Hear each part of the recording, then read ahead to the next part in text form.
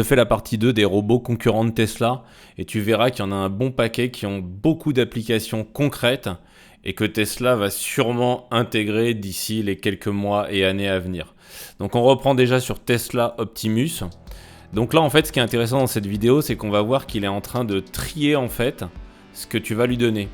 Et ce que l'équipe d'Elon Musk explique très bien c'est qu'en fait il a intégré dans son cerveau le réseau neuronal qui lui permet donc de distinguer tous les objets, tout ce que tu vois là, les différentes pièces donc de couleur verte et bleue.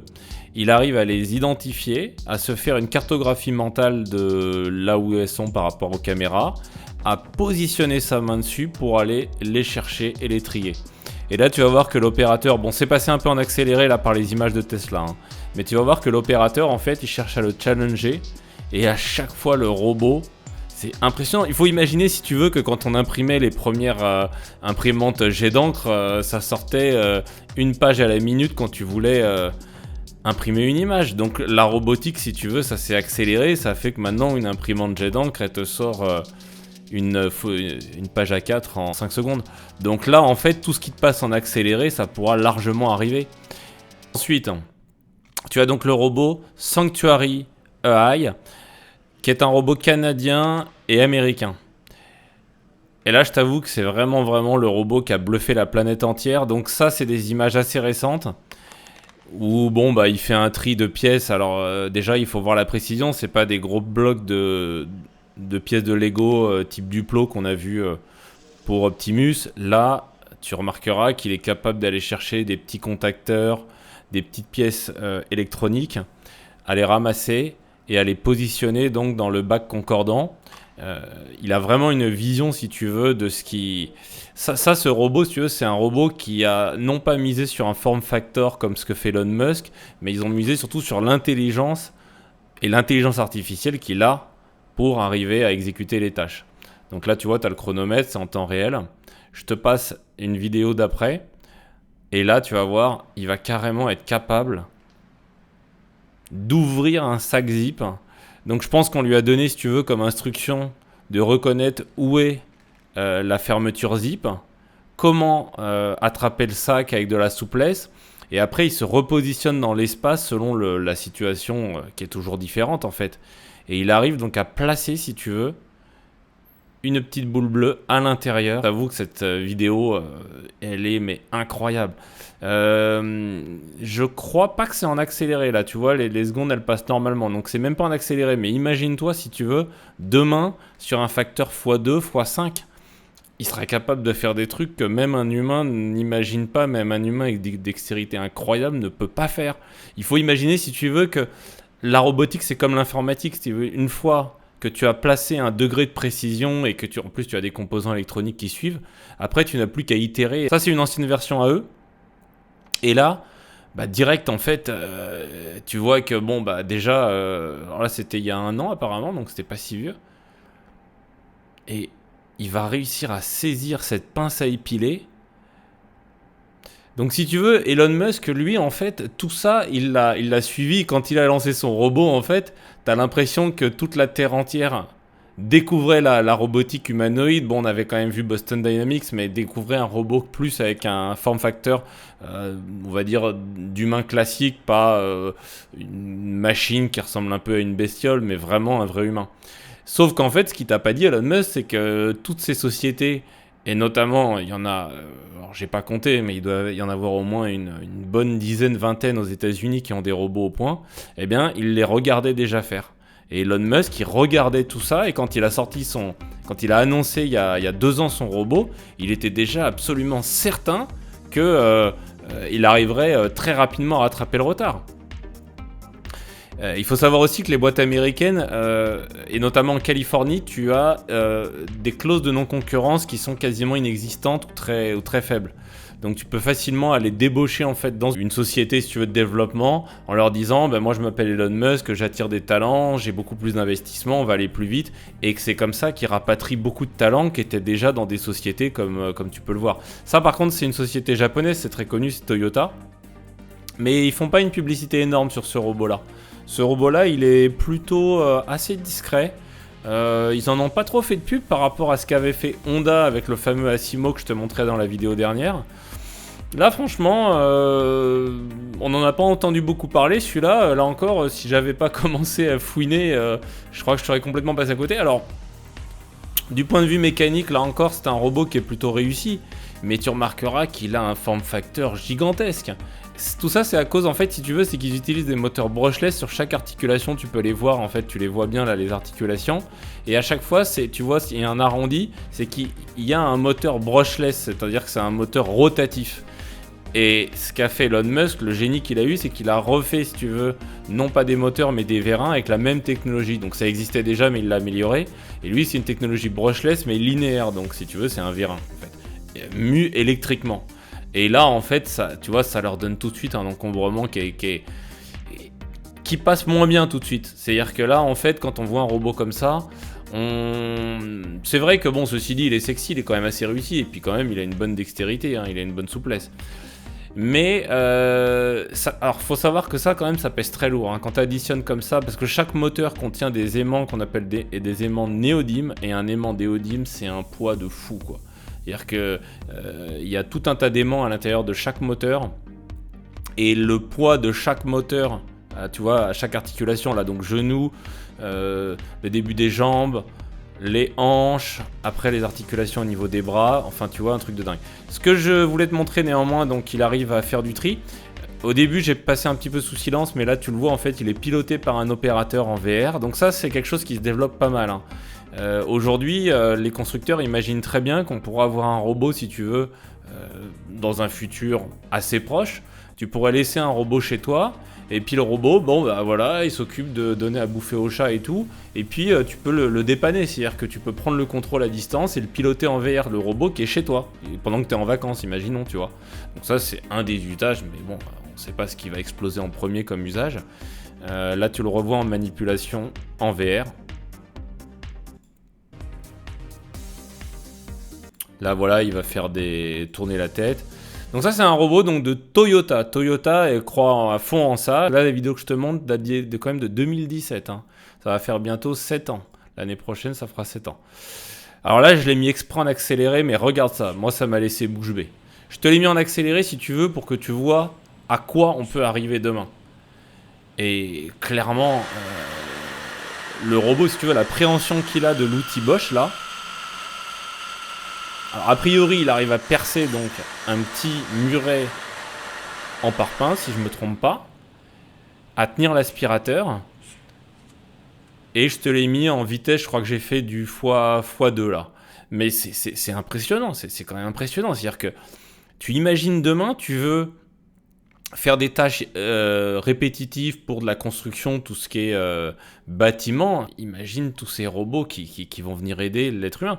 Deuxième application, toujours dans le bricolage, là cette fois il va te poser une plaque, donc je crois que c'est une plaque de plâtre, il va venir te la prendre. Bon ça c'est un énorme robot qui est développé encore par des japonais, je crois que c'est le laboratoire qui s'appelle AIST, et là bam il te met des coups de vissage. Bon alors évidemment ils ont fait plein de coupes, hein. Moi je te montre la vidéo originale là en vitesse réelle, mais ils ont fait plein de coupes, hein. Ils ont fait plein de coupes, mais bon c'est une application de dingue quoi. Là par contre encore une fois voilà, c'est plus du proof of concept. Mais Elon Musk il a tout ça en tête, c'est ça qu'il faut que vous compreniez en fait.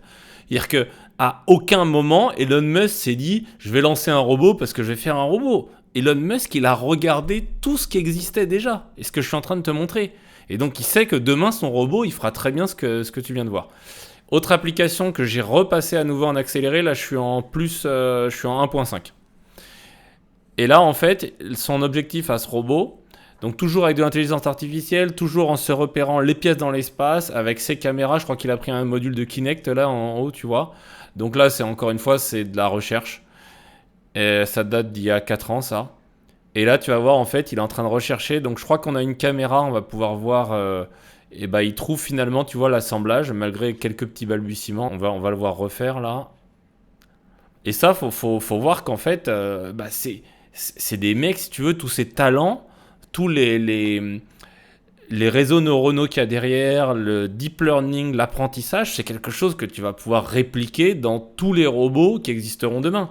Si Elon Musk arrive à faire un robot qui est mécaniquement, et ça a l'air d'en prendre le chemin, qui est mécaniquement vraiment fiable au point, qui a des bonnes articulations, qui a une très bonne précision, en plus il a réussi à l'alléger tout ça, eh bien la guerre entre les sociétés, ça va être qui va faire le premier système d'exploitation.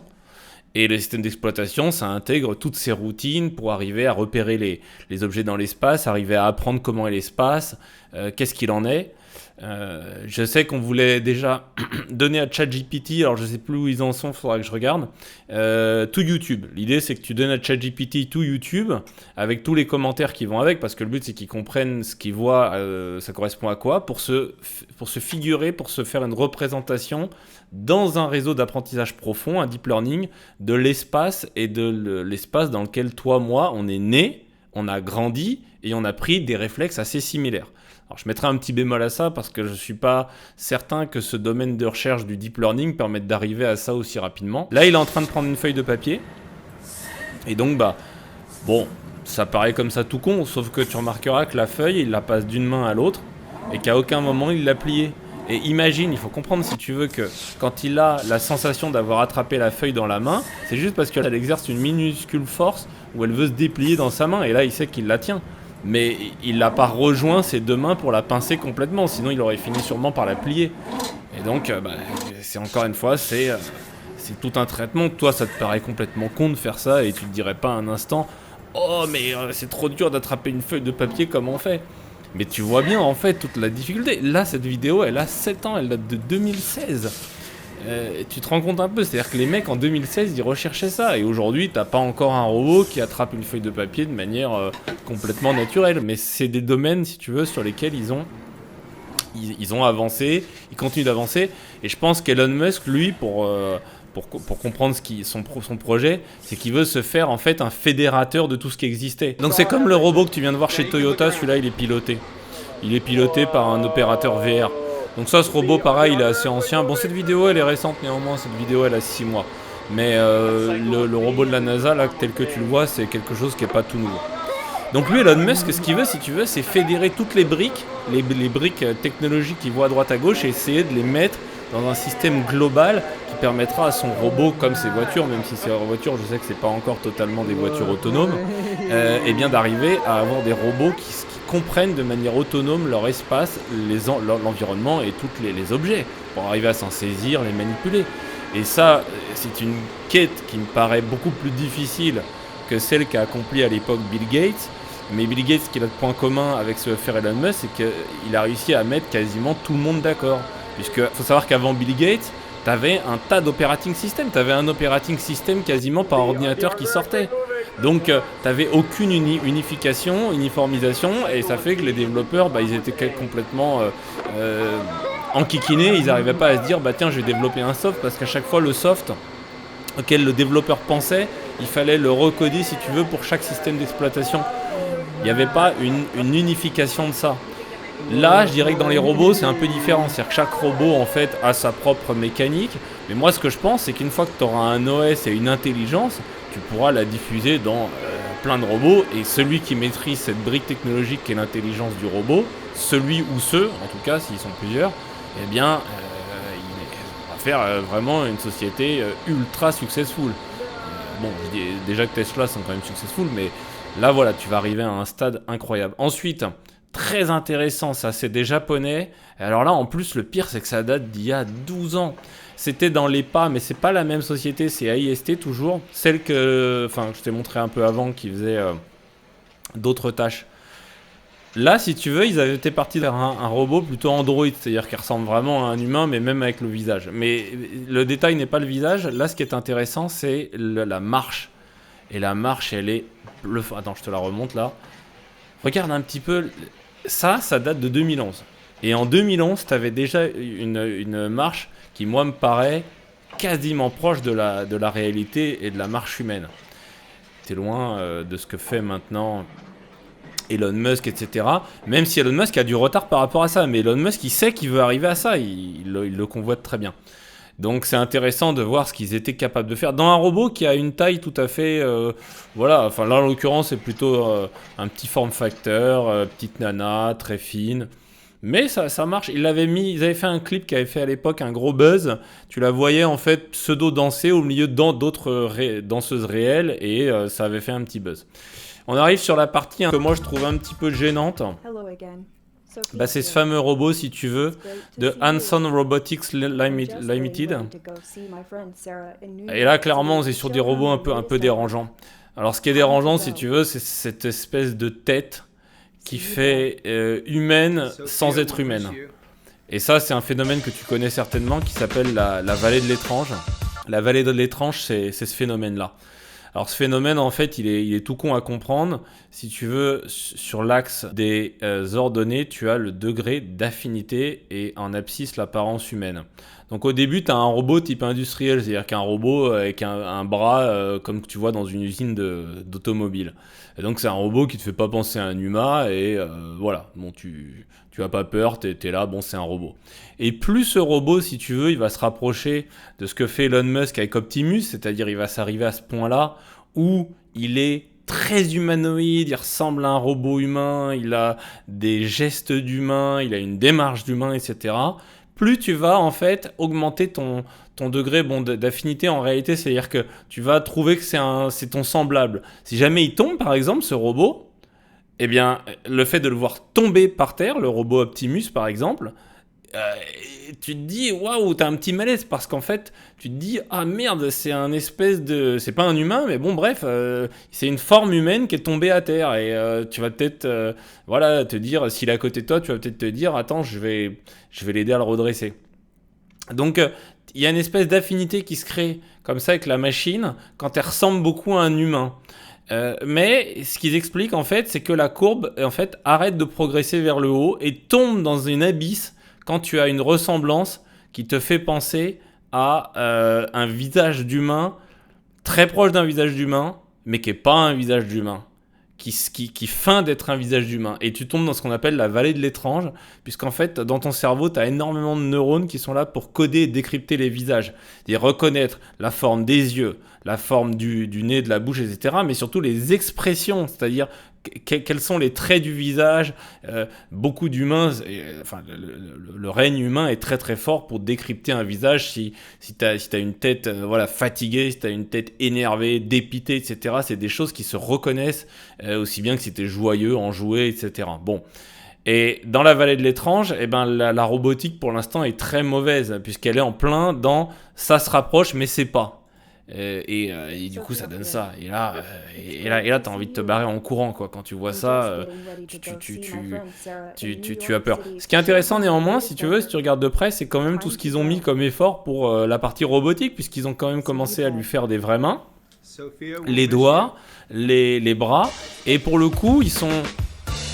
Tu vois, il y a quand même beaucoup de finesse là, hein, si tu veux, le bras est très fin et tout ça. Alors c'est pas un robot qui vise à faire de l'industrie, à faire de l'assemblage et tout ça, c'est pas le but pour l'instant, c'est plutôt le côté communicatif et humain que cette société recherche. À mes yeux, ils ont du mal, ils peinent, ils patauchent dans la semoule, c'est difficile si tu veux. Tu vois, contrairement à Elon Musk, eux, sauf erreur, ils ont 1, 2, 3 phalanges. Donc ils ont essayé de faire quelque chose quand même qui mime beaucoup l'humain. Pour solutionner la vallée de l'étrange, on a ce que fait une autre société. Ça ressemble à une tête d'humain, mais volontairement, ils l'ont mis grise et je trouve que c'est une idée qui est malin. Ce robot qui a des traits humains, mais plutôt qui ressemblerait un peu à une statue, à une pierre animée, finalement te rappelle plus un dessin animé. Même si je considère que c'est pas forcément nécessaire d'avoir ce degré de réalisme, enfin en tout cas bon, je trouve que c'est beaucoup mieux réussi que le précédent parce qu'ils ont cherché quand même à être différents. Ce robot Ameca ne cherche pas à ressembler à un visage humain réellement. D'ailleurs, tu remarqueras, ils ont fait exprès de faire ces deux lignes et je trouve que ça change tout, c'est très ingénieux. Les lignes dans le visage, ça montre que c'est un robot dont le visage ferait un peu visage plastique. Ils ont pris la couleur de la pierre, mais c'est plutôt l'idée, c'est de se dire c'est un visage qui n'est pas humain justement, qui est assemblé, alors qu'en réalité je crois que c'est une seule pièce, mais ils ont creusé ces sillons pour laisser penser que c'est un visage un petit peu de robot de science-fiction, voilà, donc qui n'est pas un vrai visage humain. Et à partir de ce moment-là, eh bien, je trouve que tu es beaucoup plus à l'aise avec ce robot que le précédent. Et le précédent qui s'appelle Sophia. Et lui, c'est Ameca. Et tu remarqueras, la mécanique aussi, elle est vachement intéressante, hein. Bon, ils utilisent des vérins assez classiques du marché, mais je trouve que c'est quand même assez bluffant. Là, tu remarqueras les bras, la modularité. Et puis, pareil, les mains, l'air de rien. Je suis pas passé dessus, mais t'as vu le réalisme qu'ils ont donné aux doigts et tout. Ça s'est jamais vu. Ça, d'ailleurs, ça date quand même déjà d'il y a 2 ans. Donc, ils ont quand même une sacrée avance technologique. Ils ont quand même une sacrée développement dans cette société qui s'appelle Engineered Arts. Et on va voir aussi une autre vidéo qui est incroyable. Toujours avec le robot Ameca. Où là, il y a un geste. Mais ça avait scotché tout le monde, ça avait fait beaucoup de vues à l'époque. Cette vidéo, alors déjà, bon, la manière dont il suit ton doigt là quand il se rapproche, et ce geste-là est incroyable. Ça fait vraiment un geste qui ressemble à un... En fait, si tu veux, c'est ça, tu t'identifies, t'es loin de la vallée de l'étrange, parce que t'es dans le côté, il ressemble pas à un humain, mais il a des caractéristiques d'humain et une gestuelle d'humain qui te fait penser quand même que c'est quelqu'un qui est proche de toi, même si ce n'est qu'un amas de métal, etc. Bon, voilà, j'espère que cette vidéo t'a plu. Ben, en tout cas, n'hésite pas à me dire en commentaire si tu veux d'autres balayer plus en détail des robots ou d'autres thématiques. Ici, je parle surtout technologie, finance. À la prochaine.